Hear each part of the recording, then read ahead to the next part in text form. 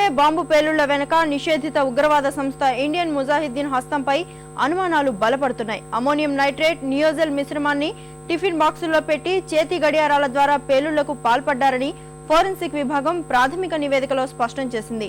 Indian ముజాహిద్దీన్ మాత్రమే ఈ తరహా పేలుళ్లకు పాల్పడుతుందని భావిస్తున్న పోలీసులు దర్యాప్తును ముమ్మరం చేశారు.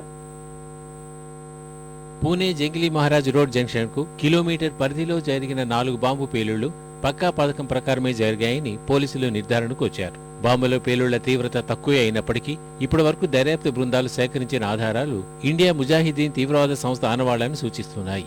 అమోనియం నైట్రేట్, పెద్ద రాళ్లను పేల్చేందుకు వారిల్లో వాడే నియోజల మిశ్రమాన్ని బాక్సుల్లో పెట్టి స్థానిక తయారీ వాచీలను టైమర్ గా వాడారని ఫోరెన్సిక్ ప్రాథమిక నివేదిక వెల్లడించినట్టు సమాచారం. ఈ విధంగా తయారు చేసిన బాక్స్ బాంబులను కొత్తగా కొన్న 3 సైకిళ్లు, ఒక చెత్త డబ్బా, ఒక పాలిథిన్ బ్యాగులో ఉంచి పేలుళ్లకు పాల్పడినట్లు పూణే సంయుక్త పోలీస్ కమిషనర్ సంజీవ్ సింఘాల్ చెబుతున్నారు. ఈ తరహా పేలుళ్లకు పాల్పడిన చరిత్ర ఇండియన్ ముజాహిద్దీన్ తీవ్రవాద సంస్థకే ఉందని పూణే పోలీసులు, కేంద్ర రాష్ట్ర దర్యాప్తు బృందాలు బలంగా విశ్వసిస్తున్నాయి. పేలుళ్లలో గాయపడిన టైలర్ పాటిల్ను ఇంకా అరెస్ట్ చేయలేదని, నిర్బంధించలేదని చెప్పిన పోలీస్ కమిషనర్ పలు కోణాల్లో ప్రశ్నిస్తున్నట్టు మాత్రమే చెప్పారు. అయితే అతడి చర్యలు అనుమానాస్పదంగా ఉన్నట్లు భావిస్తున్న పోలీసులు అతడి గత చరిత్ర తెలుసుకునేందుకు ప్రయత్నిస్తున్నారు.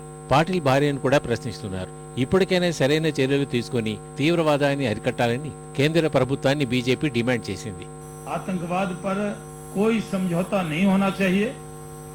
आतंकवाद पर जीरो टॉलरेंस की नीति पर सरकार को चलना चाहिए और वोट बैंक की पॉलिटिक्स से भी आतंकवाद को नहीं देखना चाहिए।